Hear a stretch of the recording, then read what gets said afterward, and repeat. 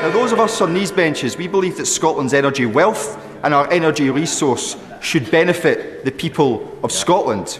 Yet not only do Scottish generators pay the highest grid connection charges in Europe, Scots pay amongst the highest standing charges, whilst London is by far the lowest. The winter is coming, and with it, rising energy bills.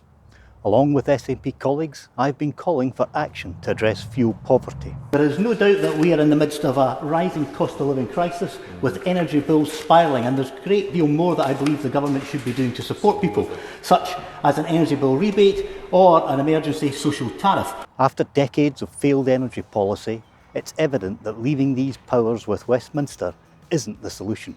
We require full independence to address the 850,000 Scottish households living in poverty.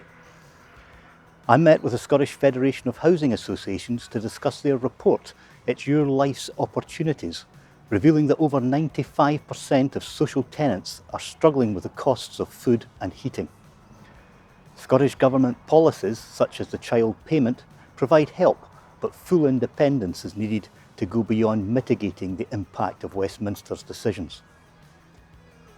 Greater power isn't in sight, as is seen in the rejection of strong calls for the devolution of employment law. Devolution of employment law is supported by the STUC, the TUC, by Workers' Rights Group, by a majority in the Scottish Parliament, by the public.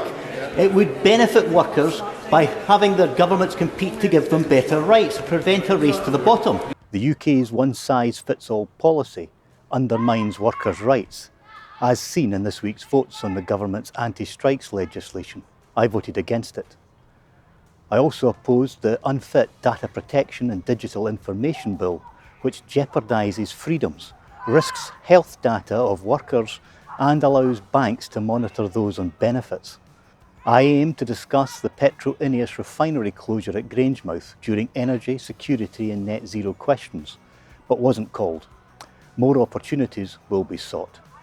As always, if you would like an advice surgery appointment or a visit to your local group or business, call me on 01506 654415 or email martyn.day.mp@parliament.uk.